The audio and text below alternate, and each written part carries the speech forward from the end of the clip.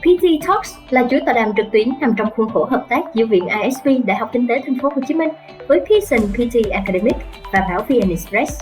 Bắt đầu từ ngày 1 tháng 7 năm 2022, quy tụ 10 diễn giả là các chuyên gia về PTE tại Pearson, các nhà quản lý giáo dục tại đại học top 1% thế giới, và các thí sinh đạt điểm cao trong kỳ thi PTE Academic. 4 chủ đề mới nhất về PTE và tiếng Anh du học. PTE mở rộng cánh cửa du học đại học top 1% thế giới, công nghệ mới trong dạy học và khảo thí tiếng Anh, chiến lược chinh phục kỳ thi PTE, kinh nghiệm thực chiến kỳ thi PTE.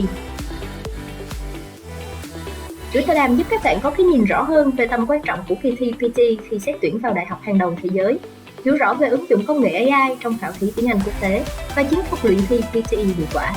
Đăng ký tham dự chuỗi tọa đàm PTE Talks ngay!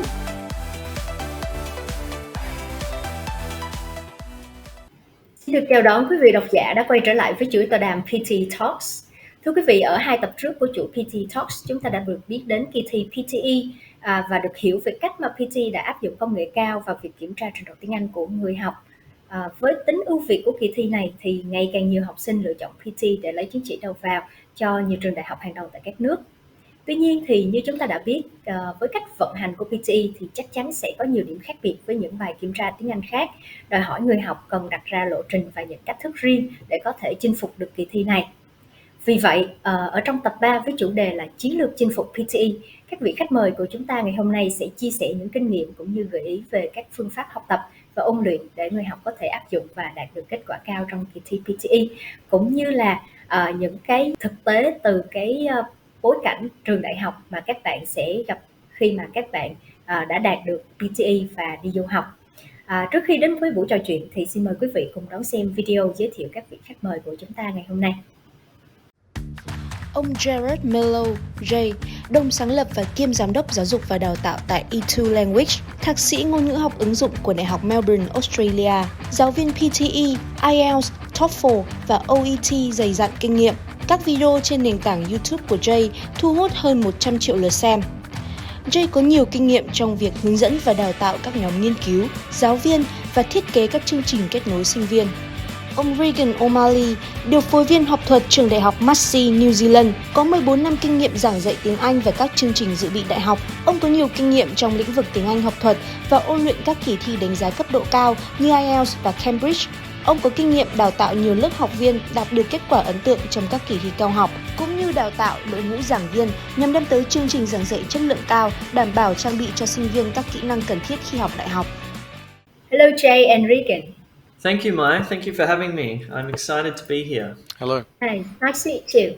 Now, Regan, before we go to each milestones, let's lay out a foundation understanding from university's perspective first. Now, with your 14 years experience teaching English courses focusing on academic English and university preparation, could you please help me to understand this? So for Year 12 students to proceed to tertiary studies, what are the benchmarks of PT scores and what do universities expect from them of those levels? So the 3 main levels that they're looking for are PTE 42, 58 and 70. So if you're familiar with IELTS, that's similar to IELTS 5.5, 6.5 and 8.0. So I guess to just start from the middle, IELTS 6.5 or PTE 58 is really a very important sort of benchmark that universities are looking for. So this basically gives people entry directly into the university, so they don't need to do any foundation kind of courses. So it really shows that they have the right kind of level for bachelor's or maybe postgraduate level. So what that means is at that level, PTE 58, students should be able to write grammatically correct English. So they need to be able to express themselves in a variety of different contexts, but the most common ways are essays and reports. So usually they're required to write up to 1,000 word essays in first year programs. So it's really, really important that students are able to communicate effectively in English. Even in courses like mathematics or science, it's still important to have good English. So that's the writing side. Reading, is also extremely important. A lot of university programs require students to do a lot of independent reading. So you need to be able to read English actively and with understanding. So you need to be able to find relevant information without any special guidance. So basically, university tutors expect you to be able to read and understand academic texts at that level. Listening obviously is also quite an important aspect, because you're going to be sitting in lectures or tutorials, and being able to follow and understand technical information from the lecturers or the tutors is very, very important. But also in tutorials, for example, there's often a lot of interaction, and you need to be able to contribute in a conversation. So having that listening skill to be able to understand what's happening at the time is very important.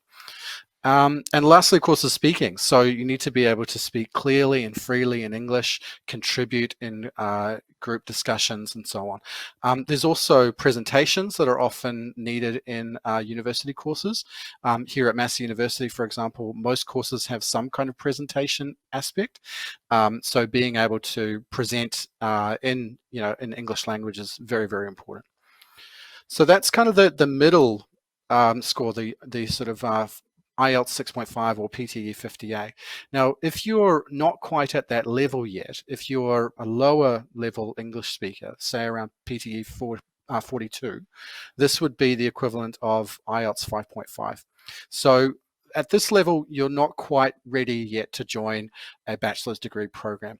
So a lot of universities offer foundation or pathway programs for students who don't have the academic language skill, or so the English language skills, or the academic requirements that they need to go into the university proper.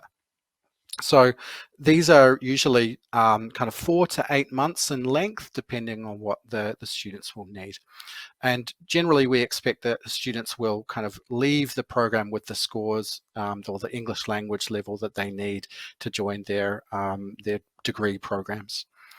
So a lot of people ask, why are there minimum requirements? Can't anybody just join these programs? And I think that's a really important question, because you need to be able to understand the content of those foundation level courses.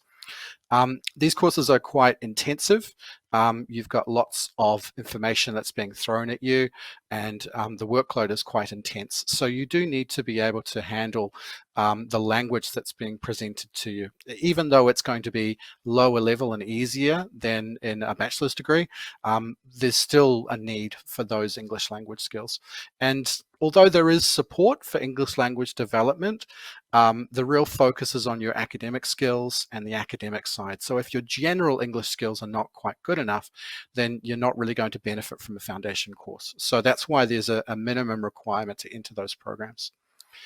On the other side, if you're extremely good and you're up around the PTE 79 or IELTS 8.0, then you've obviously got very, very good English language skills. And this is what we would call proficiency level.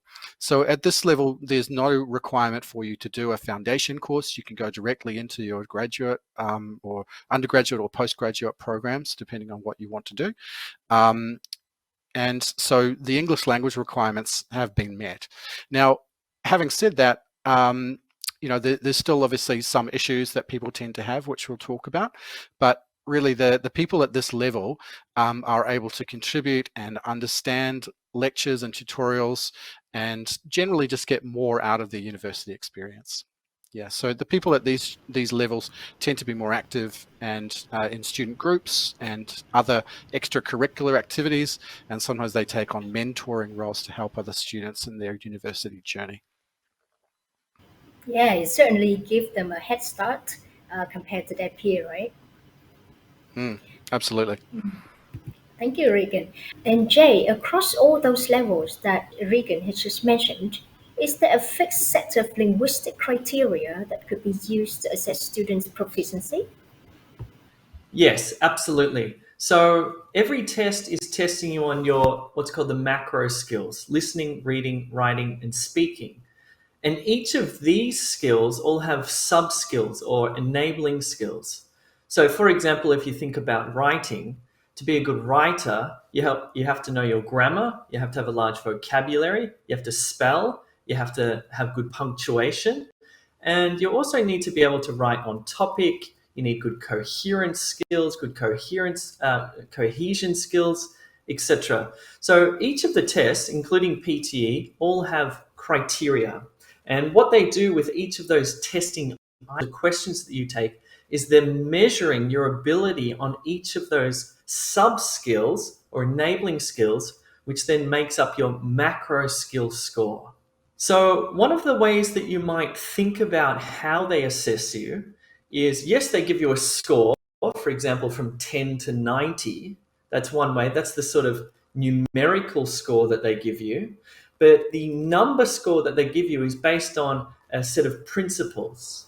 And really what they're testing you on, again, maybe it's writing or speaking or even reading or listening, are really three things. Language comes down to three main skills. There's complexity, that is how well you can express yourself in the language or how well you can understand more and more complex ideas that are expressed in the language. Then there's accuracy. So when you're expressing yourself in the written form, for example, how accurate are you? How good are your grammatical structures? How precise is your vocabulary? How accurate is your spelling, for example? So you've got complexity, you've got accuracy, and then there's one more that's to do with speaking, and that's fluency. So for speaking, fluency refers to your ability to speak without hesitation. That is, you're not translating from your first language into English. English is coming to you immediately, and you're expressing your thoughts, your ideas in English with that automatically, let's say. These language tests are actually very sophisticated. The people who design the tests think very deeply about the nature of language and the nature of language, how it's used in specific contexts. And so for PTE, for example, it's an academic English test. So all of the items or all of the questions have been based on what it's like if you're studying at university, if you're writing essays, if you're listening to lectures, if you're reading journal articles. So please remember that PTE or PTE Academic is an academic English test. Thank you. And could you also brief all the question types of PTE for us? So just from memory, I'll go through all 20 tasks of PTE. So we're going to start out with read aloud. And here what you want to do with read aloud is concentrate on your fluency, okay? So the content should be fine. You just need to read the words on the screen. Don't miss any, don't misinterpret any, don't add any. Just read the words. Concentrate on your delivery, okay? You really need to emphasize your rhythm. After read aloud, you'll have repeat sentence. We talked about this before. You're going to hear a sentence, you're going to comprehend 3 phrases, then you're going to repeat those 3 phrases back as clearly as you possibly can. After that, you're going to have the first spontaneous speaking task, which is describe image, where quite literally you'll see an image, a photograph, a graph, a pie chart, whatever it is, and you need to describe that in under 40 seconds, okay? Here, you really need a structure. A structure is critical. And it's the same thing for the next task, which is retell lecture. In retell lecture, you'll listen to a lecture, you'll take notes, you'll retell the lecture in your own words. I'm not asking you to memorize a template. Don't memorize a template. Use a structure. The structure is much more flexible than a template. A template is when you memorize something and you just add in a word here, here, and here. A structure is very open. So it doesn't matter what image or what lecture you get, you're going to be able to describe it or retell it, okay? And the final speaking task is quite simple. It's answer short question, where you just listen and answer a question in a word or a couple of words. So that's pretty straightforward. In the writing section, you're going to have summarized written text, the first task. This is where you read a passage of text. It can be quite complicated. It's only 300 words, but you need to summarize it into one sentence. And the sentence that you write at this level, in fact, at any level, you need to write a complex sentence. That is, it should have a main idea and it should have 1 or 2 supporting ideas. Or to put it more linguistically, it's going to have a main clause and it's going to have a subordinate clause. Okay, it's really important that you do that. So that's the writing, and then of course you have the essay. Following that, you have the reading section. In the reading section, you're going to have reading and writing fill in the blanks. Now, this task is the one where you have the drop-down list and you select from 4 words. This is testing you on your vocabulary range and precision, okay? Because those 4 words are going to be synonymous. They'll be related, only one of them will be precise. Following that, and I don't know if I'm getting the order correct, but that's okay, is multiple choice, choose multiple answers. And as far as I'm concerned, this is the most challenging task in PT reading, where you read a text of up to 300 words. There's going to be 4 or 5 answer options. 2 or 3 of them will be correct. It's a process of elimination. It's a process of asking yourself, does this answer option say the same thing as the text or not? That is really what you're trying to aim there for. Next one is reorder paragraph, where you need to put the sentences back together. And this is not really just a test of your grammar. It is possible to reorder sentences just by your understanding of grammar. For example, comes before the, and the noun comes before this, or whatever it is. But really, in reorder paragraph, if you want to get the answers right, you need to read for meaning. You're really ordering the meaning of the sentences and getting the grammar to help you with that. Following that, you're going to have what's called reading fill in the blanks. This is a test of collocations. This is the one where you drag and drop the words into the little gaps. This is really testing you on your understanding of those natural sounding phrases. Following that, you get multiple choice, choose single answer, where, as I talked about before, you're reading for something, a particular function. What's the main idea? What's the detail? What's the opinion of the author? What's the inference that you can draw? So this is one of those types of questions. I won't go into listening, but I will mention a few tasks in listening that I find interesting or important. The first one is summarize spoken text. You should really concentrate on this one because it contributes points to your writing score. So that's where you listen to a lecture, take notes, and write a summary of what you've heard. That's important. Of course, the multiple choices are important. And there's one interesting task called select missing word. And that is where you listen to a very short audio file of about 30 seconds, but the final word or the final phrase will be replaced by a beep sound. So what you're doing, in effect, when you're listening, is anticipating what the speaker is going to say or how the speaker will finish that particular sentence. And you select from a word or a list of words or phrases. This task is interesting because I think it really tests you for a genuine listening skill. And that is, if you're able to follow somebody in English with your listening, then you should be almost be able to anticipate what they're going to say next, right? I think it's a genuinely good and interesting and helpful task to focus on. So one of the things I would encourage you to do when you're listening is begin to sort of anticipate what the speaker is going to say, because that means that you're really paying attention. And it also shows that you have the same capacity as them to speak in that way as well, to formulate those ideas.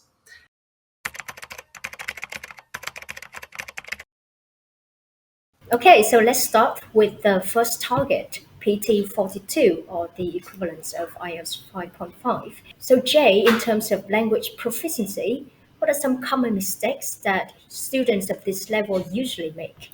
And could you give some examples for us as well? Sure. So let's go through it skill by skill, and we'll think about writing first. Most people find writing most challenging, and fair enough.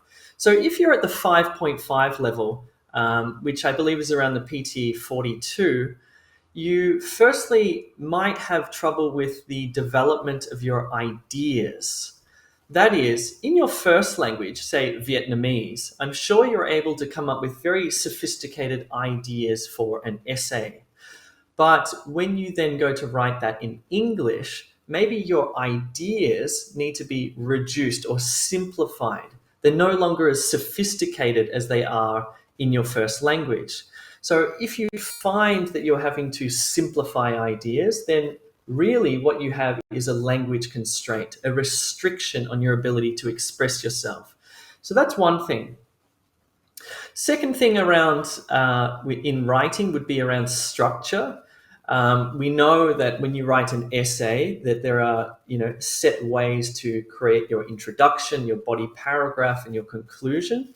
And within each of those paragraphs, within the introduction, body paragraphs, and conclusion, there are also different features of language that connect it together to make it logical and to make it flow. So perhaps you have some limitations or restrictions there. And maybe the introduction and the body paragraphs you write are a little bit mechanical. They're a little bit, how can I say, sort of memorized. They're not really expressive in the way that perhaps you could write them in your first language. Then, of course, you have vocabulary. Now, with vocabulary, there are sort of two ways to think about it. One is the precision of the words that you use. That is, you have lots of synonyms to choose from. Which of those synonyms is most precise to use at that particular moment? So what you're dealing with there is precision, but you've also got an issue of range. How broad is your vocabulary in English? How many words do you have to express that particular idea? So you might have an issue around limitation there. Another issue around this level with vocabulary is also about sort of natural sounding phrases, or what are technically called collocations. Collocations are those very natural native English speaker-like phrases that we might use in academic writing. And so maybe you're translating from your first language into English and not really using these natural sounding phrases. So you do really want to focus on building out your collocations. If you're interested, PTE has a collocation word list, which is available to anybody. You can actually go to Google and you can Google PTE collocation word list and you'll find it there. And a lot of their scoring machine for writing and for speaking is actually based on these collocations, these natural sounding phrases. So you might want to start building your skills around these.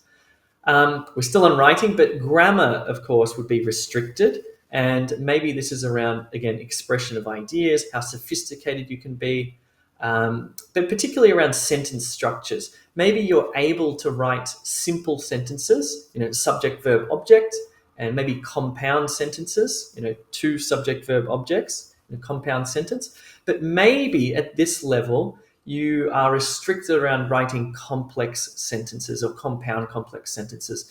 They're the longer, more sophisticated sentence with the clauses and the subordinate clauses. You might want to have to get some feedback and practice those.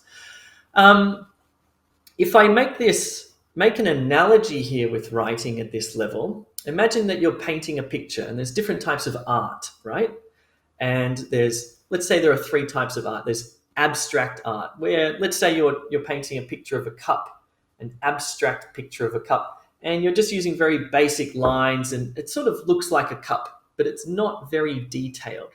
You're at this sort of level around 5.5. You're able to express yourself. People know what you're talking about. But as we will see when we talk about the equivalent score of 6.5 or 8, the cup that you paint will become clearer and clearer and clearer. It'll go from abstract to what's called impressionistic painting.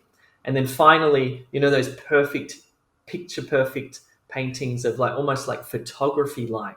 So eventually your writing will become very clear. I'll move on to speaking now, because speaking sort of follows very similar principles that I talked about with writing, development of ideas, vocabulary, etc., except there are a few more skills involved in speaking. And of course, this is around pronunciation.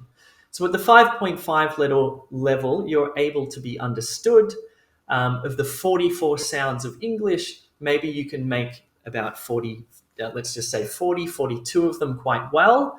But maybe there'll be one or two sounds or phonemes that you're finding difficult in English because maybe you don't have them in Vietnamese. So you're still struggling with those more abstract sounds.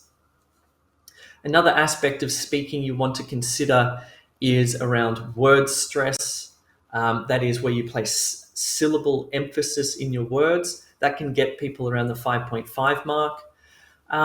But also with speaking, a really important factor, especially in PTE, is around fluency.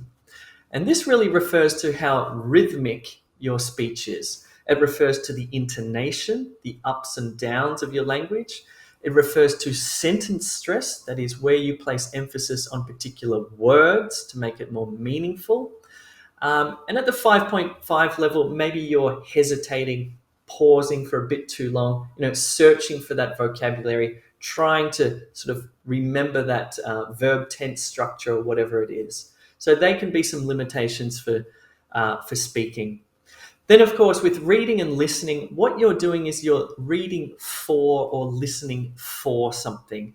And when you look at the PT questions in reading and listening, they each have functions. That is, they are testing you on your ability to understand, to receive, that is through your ears or through your eyes, different functions. That is, maybe you're reading for the overall meaning, or reading for a detail, or listening for an inference. These are all the different functions they test you on.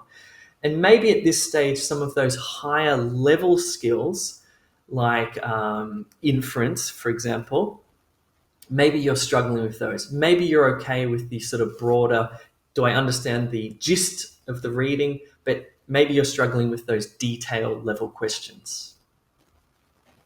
Now, 80-20 rule. In the PTE academic test, what question type that the students should focus on? What are the minimum requirements that they should reach for each type?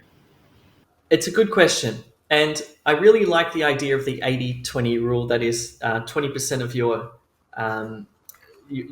effort should be on the key 20% rather than all of it. Now, one of the things these tests do is they make sure that you can't really do that. That is, they design these tests in such a way that basically all the questions are important. But I see what you mean here.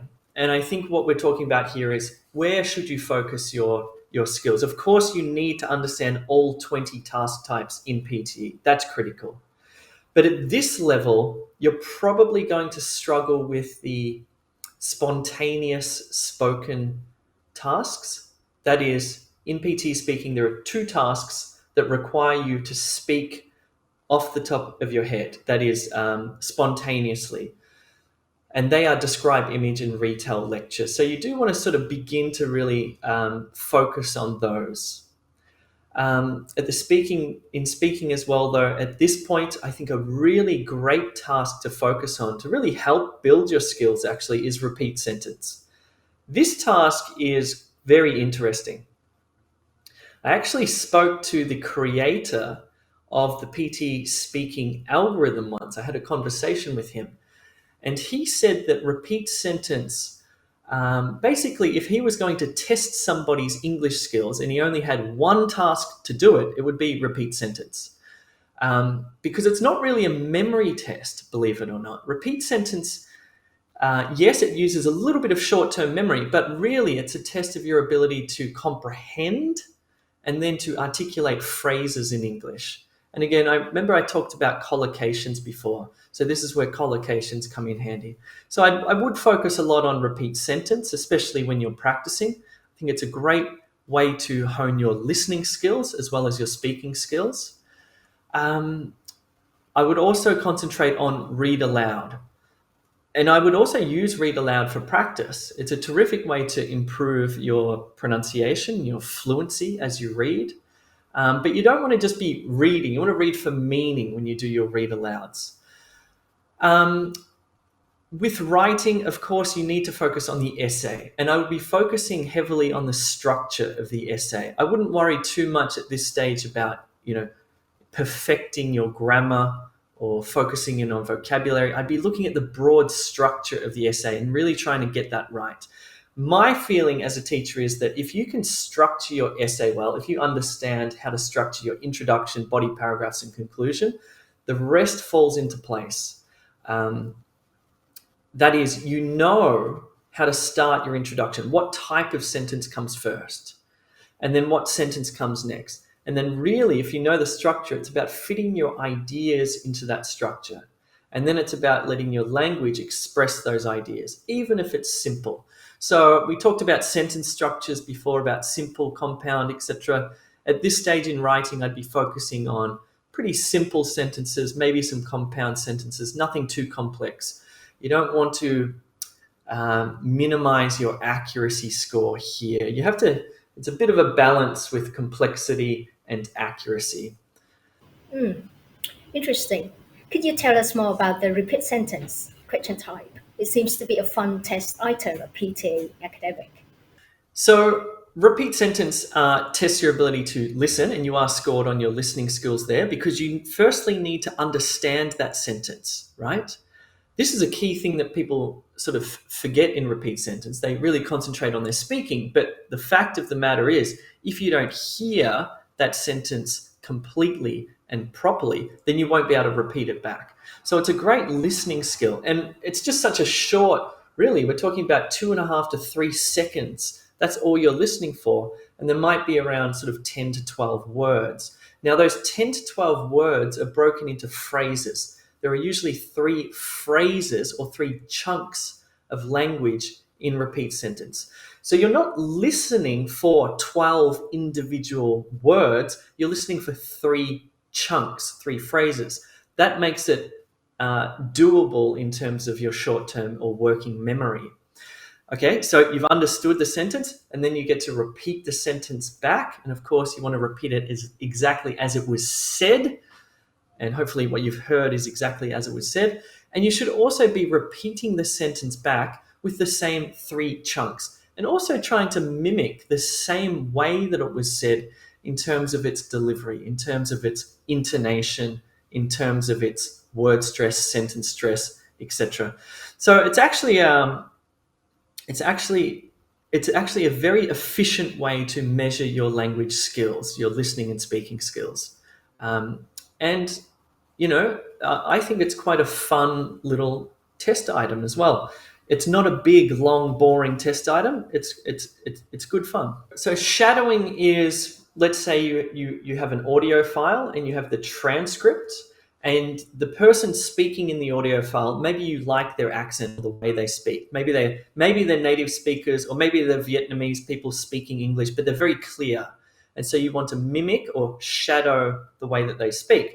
So what you do is you basically play that audio file and read at the same time, and try to really emulate the way that they're speaking. This can really help your pronunciation.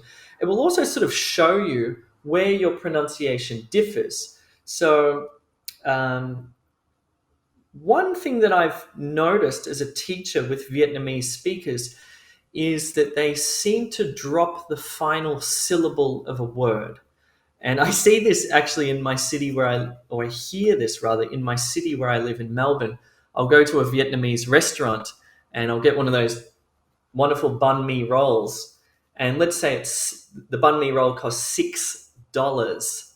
And inevitably, the Vietnamese person who serves me, well, not inevitably, sometimes the Vietnamese person who serves me will say $6 instead of $6. So I think this is a really critical thing for Vietnamese speakers with pronunciation, is in English, a lot of the information of the word is held in that final syllable. For example, if you think about the word dollars, it's plural, it's more than one. And we only know that from the s sound at the end of the word. So if you're chopping off that final s sound and you're saying dollars instead of, it changes the meaning of the word quite significantly. So that's one thing that shadowing can help you with, is picking out those little important pieces of information or pronunciation. Now, talk about the study plan of those students. How much time per week, or how many questions per week, what tools and habits should they apply? Do you have any advice for these students? Yeah, okay. So I'm probably not the best one to answer this. I think maybe you are, because your English is excellent. I'm sure you have some good tips to give people. But at this level, you know, if we're talking about 5.5, we're talking about you're going to struggle to read sophisticated or academic texts. You need to start, and that's fine, but you really want to find reading material and listening material that's been what's called graded. So graded readers and graded listening material is they take English, but they make it slightly simplified. They'll change the vocabulary to more common words, and they'll change some of the more complex grammar into more simple grammar. So then it becomes more comprehensible, more easily understood. In terms of speaking, well, yeah, I think some apps can be very helpful with giving you feedback on your pronunciation. But I think at this stage, you really want to find a tutor, and you want to work through material and just keep a constant good work ethic and habit going. Right, thank you, Jay. Now, Regan, after students have achieved PTE 42, which is the equivalent of IELTS 5.5, and are accepted to study foundation courses, as Mark said, from your experience, what are the common struggles or deficiency, if I say, of international students at this level? Their coping mechanism, what works, what doesn't? Sure. So students at this level often have problems with all 4 language skills. So that's reading, writing, speaking, and listening. And that's why they're taking foundation level courses to prepare for the degree level courses that they're planning to take. There are a number of coping mechanisms that we do see students using a lot. So one of them is to record lectures to review them later.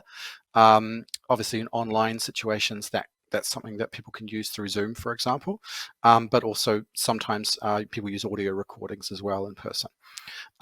Attending extra language workshops that are provided by universities or foundation courses that they're taking. So something we do at Massey University is extra English language workshops, for instance.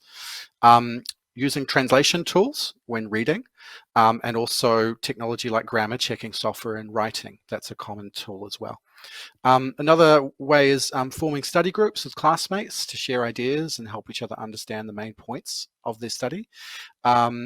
And making use of office hours or contact time with teachers.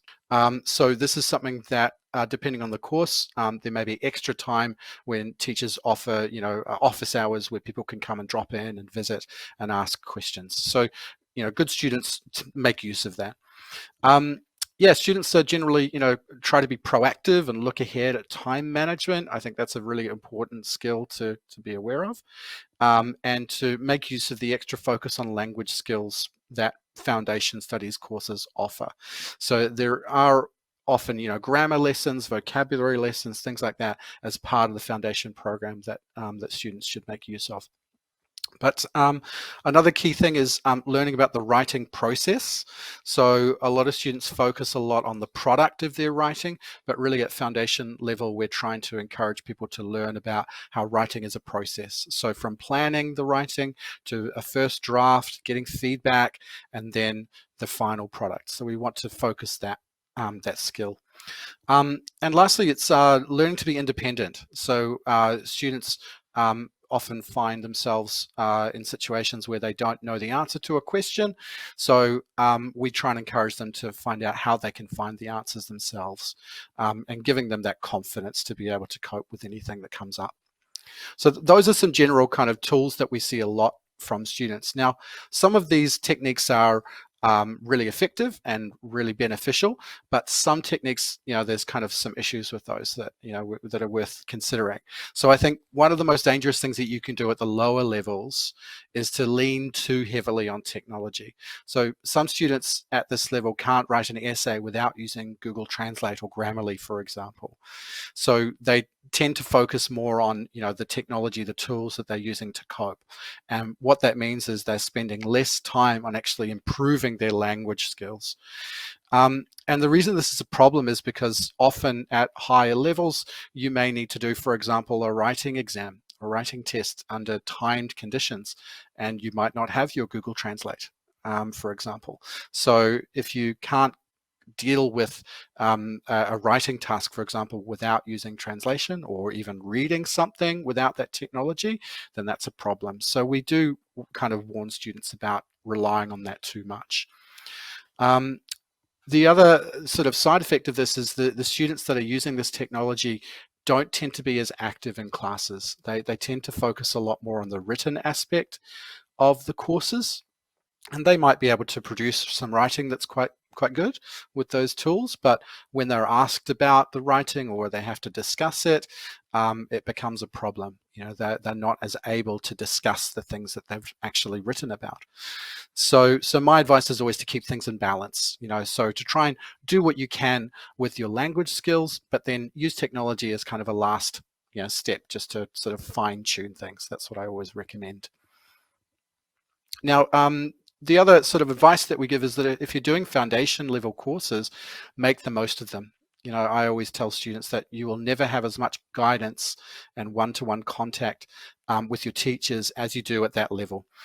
When you get into your bachelor's or postgraduate level study, you're really kind of on your own in a lot of ways. So making the most of the tools and the support that you get at the lower levels are really, really important. Having said that, you need to build your independence as well. So you, as I said earlier, you need to be able to know when to ask for help, but also know where to find the answers on your own so you can deal with those situations later.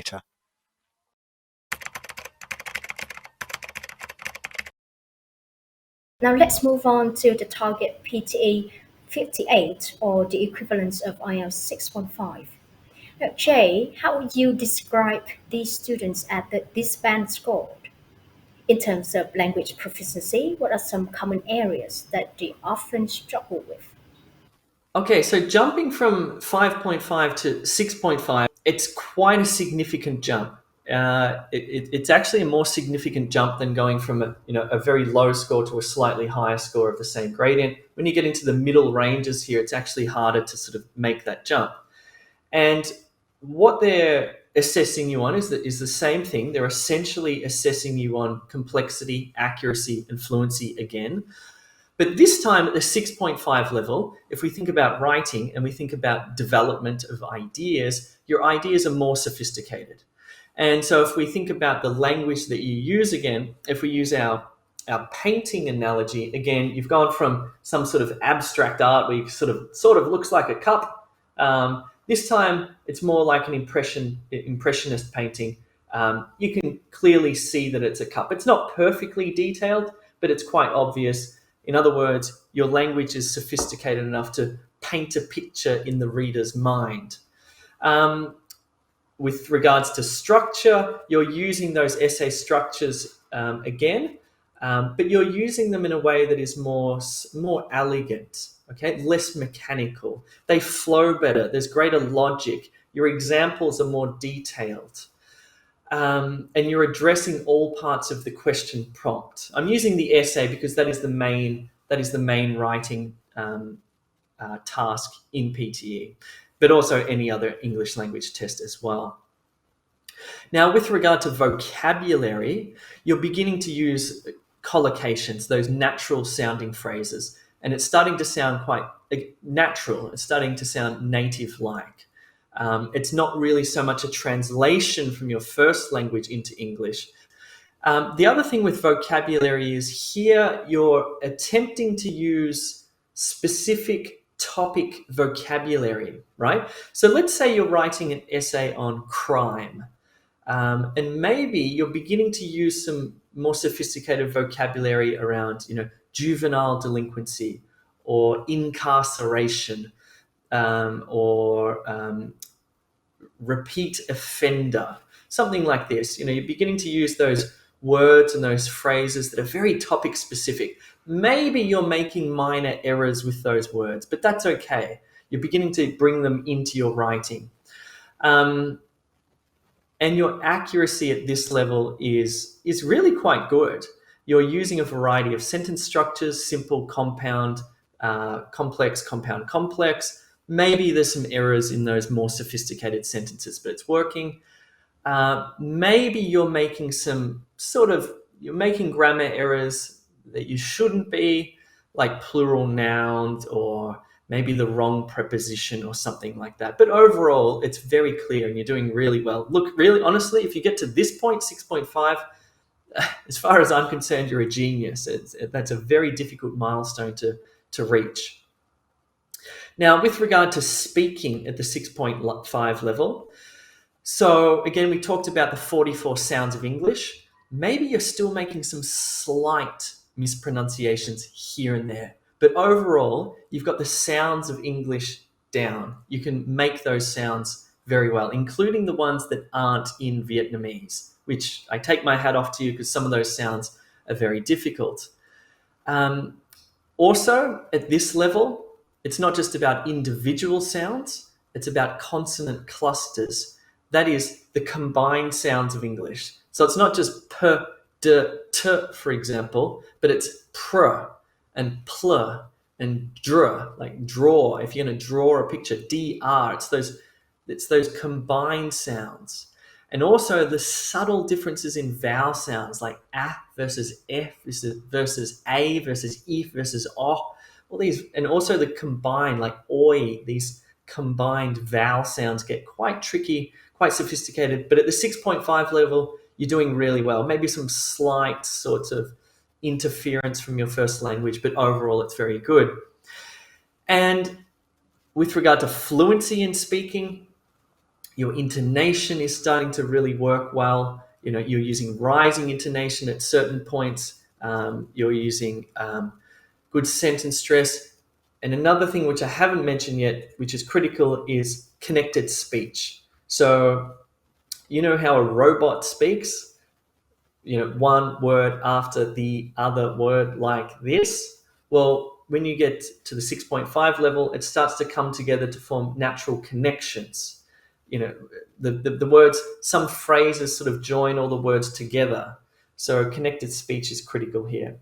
And then finally, with reading and listening, you're able to answer some of the higher end questions in PTE. Keep in mind that PTE questions are written at different levels, right? So each item, each question is tagged at a certain level.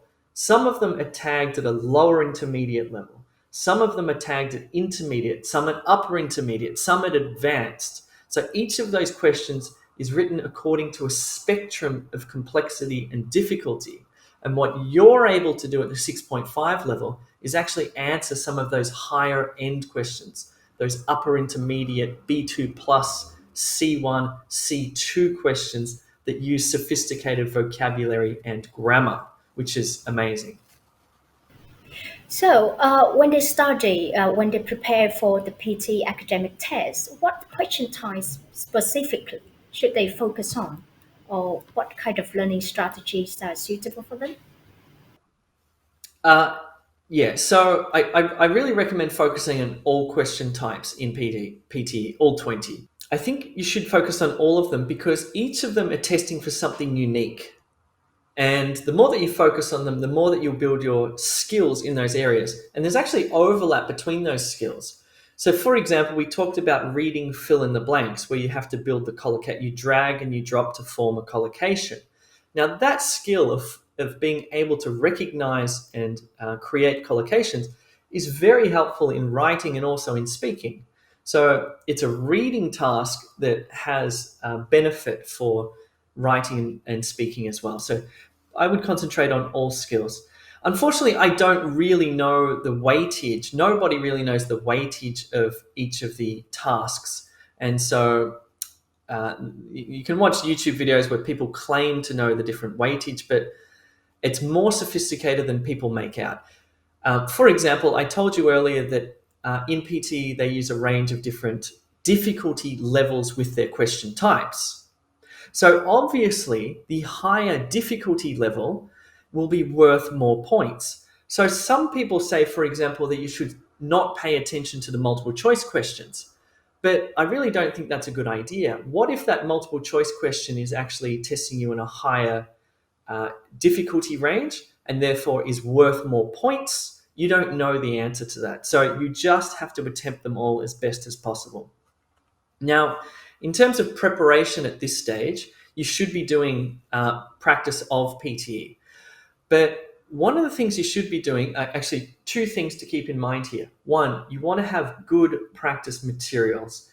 And I will just warn you that a lot of the practice materials you'll find on the internet, on YouTube, or some people's websites, they're very poorly made and they won't help you because the questions themselves don't make sense. And you'll find them extremely frustrating. They're poorly designed questions and they just won't, they won't help you to grow. You need very well-designed questions. And it's very difficult to create these well-designed questions. Pearson Official, of course, have well-designed questions. And my company, E2, spent a lot of time thinking about the design of these questions. And we hire professional question item writers to write these for us. One thing you want to do when you're practicing is don't just do heaps of practice questions and forget about them. Reflect on your practice, okay? If you get a question wrong, stop. I know it's frustrating, but read the passage again, attempt it again until you realize or understand what's going wrong. This is really the only way to improve at this level, is by self-reflection. What is your advice for these students who want to reach target PT 58? It's very difficult to get past a 6.5 level.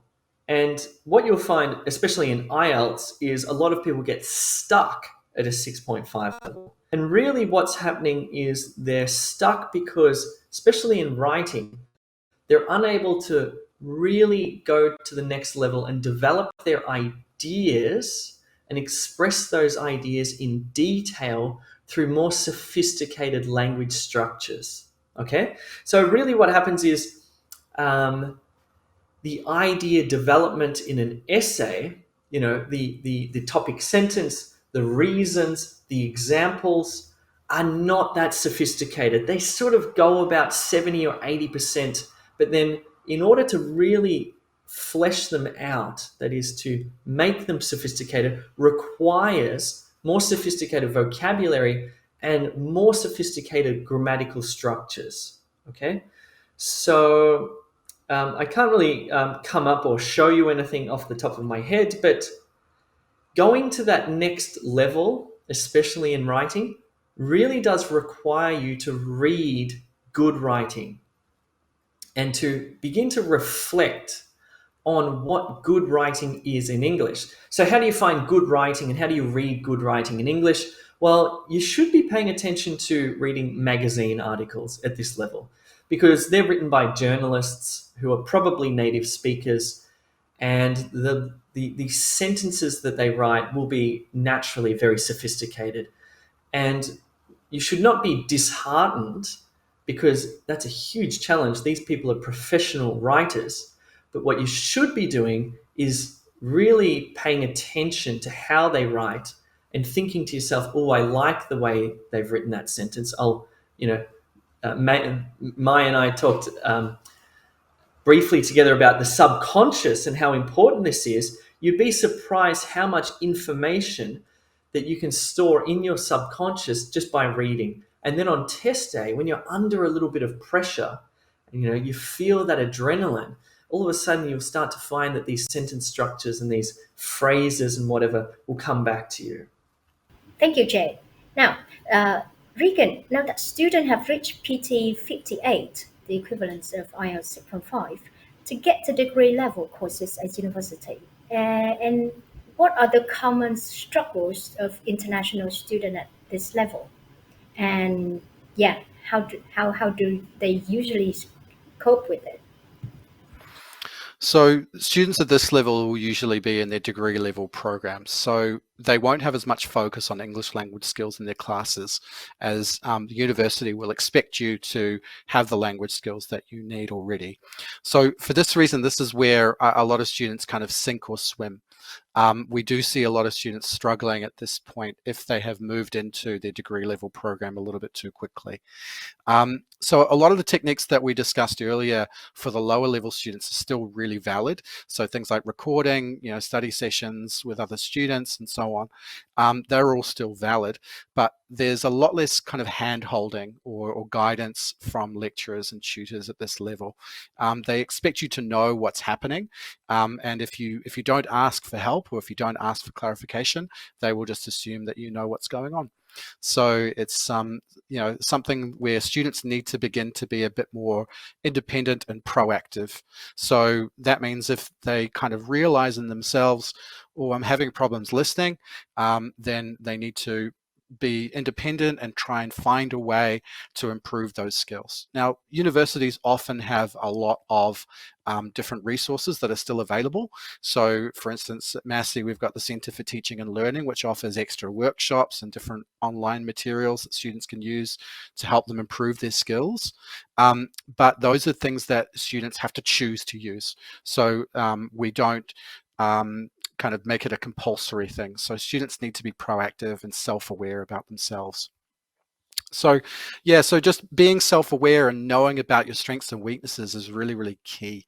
A lot of students at this level, they think, oh, I'm into university, I've made it, I'm here, I'm done. But actually that's where the real work kind of begins. So we hear a lot of feedback from students who have been, in a real hurry to get into university and maybe gone a little bit too quickly.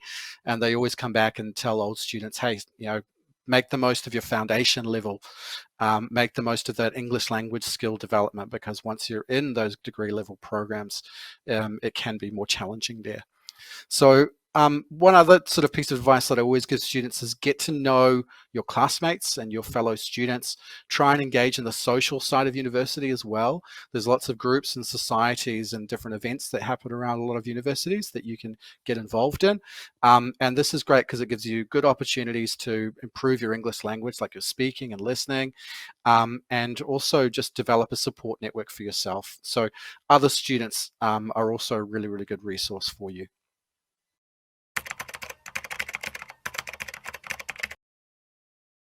Now, Jay, this is like the holy grail of so many Vietnamese learners.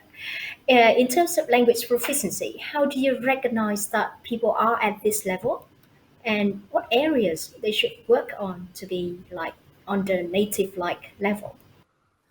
Okay, so you're right. This really is the holy grail. If you can get to the equivalent of an IELTS 8 or the equivalent PTE score here, I think you've done something miraculous. Really, it takes years, and it also takes really deep immersion in the language. Really, this is not something that you sort of practice every now and then to get to 8. You really need to sort of live and breathe English language at this level. You need to be speaking it, reading it, listening to it every day, and writing it, and hopefully getting feedback on your writing at this level, or actually at any level. Now, how do I recognize somebody who's at this level of achievement? Well, for me personally, it means I can express myself fully to them using all of my native-like English. Obviously, it's easy for me. I was born in Australia, so I've grown up with this language. But I do speak to a lot of migrants and students from other countries and different language backgrounds. And if I can get a sense that somebody has this sort of language capacity, I don't have to restrict myself. So that's an interesting way for me to gauge whether somebody's at this level. And I can tell you, Mai, that I feel that way in speaking to you. I don't feel like I need to express myself. And you've indicated that to me by expressing yourself articulately, okay?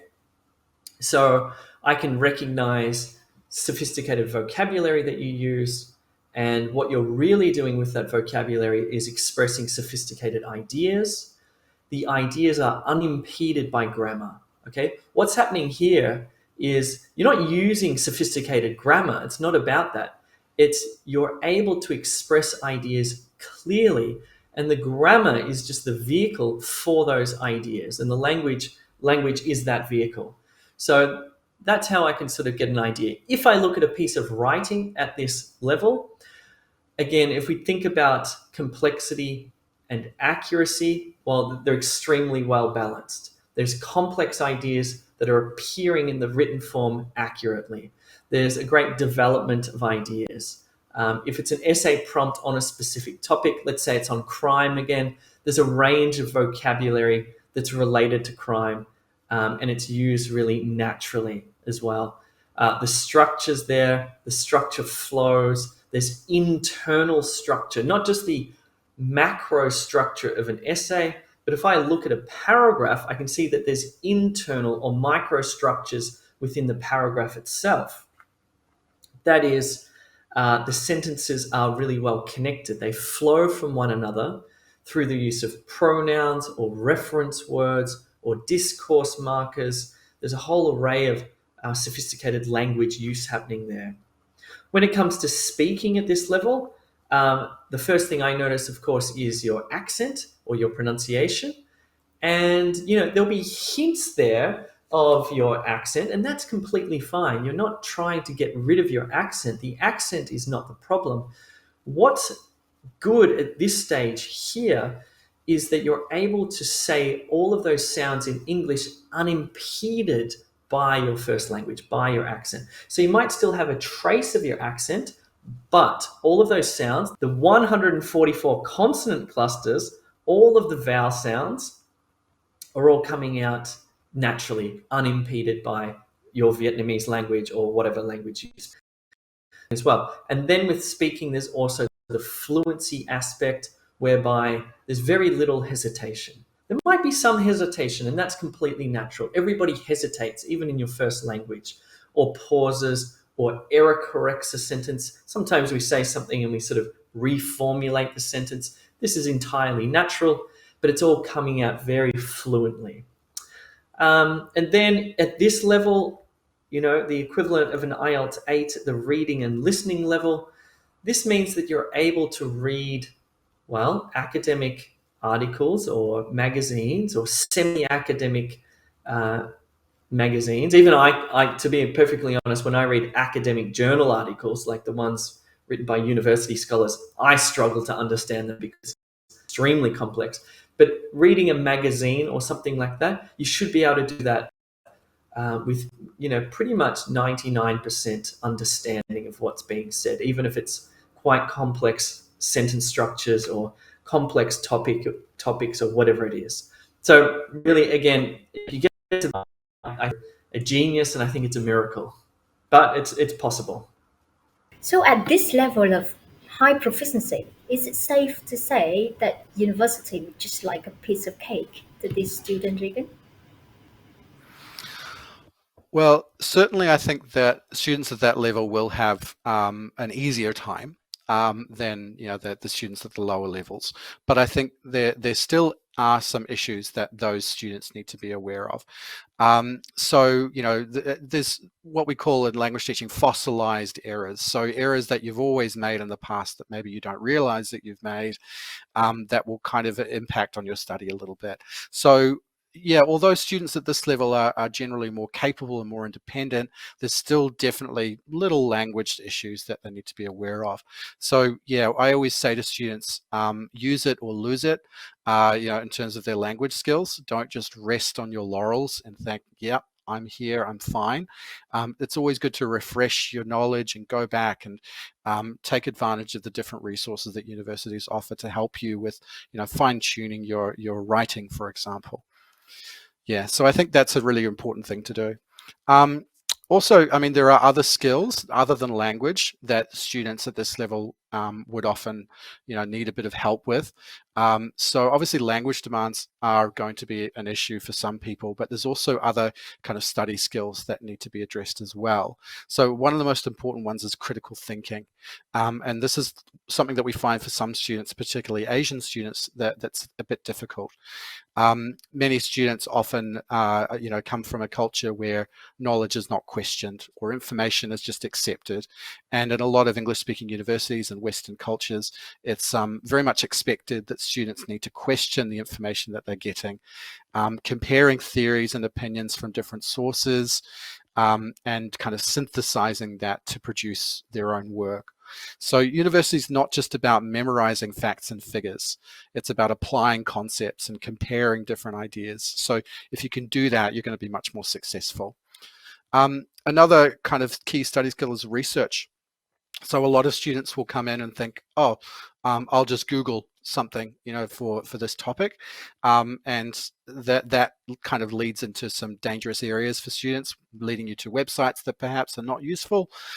So, being able to know what the reliable sources are, where to get good solid information, using library search engines, those kind of skills are really important. Another aspect is group work. So group work is a really common feature in a lot of courses. So even if you've got really, decent English, you may not be used to speaking with native speakers. So a lot of people, who've kind of been studying English have been dealing with non-native English speakers, and often they're a little bit easier to understand. When you're dealing in a group, maybe you're the only international student in a group of native speakers, it can be quite daunting. So I think being able to hold your own in those group situations, to express your ideas, to listen to what other people are talking about and contribute is really important.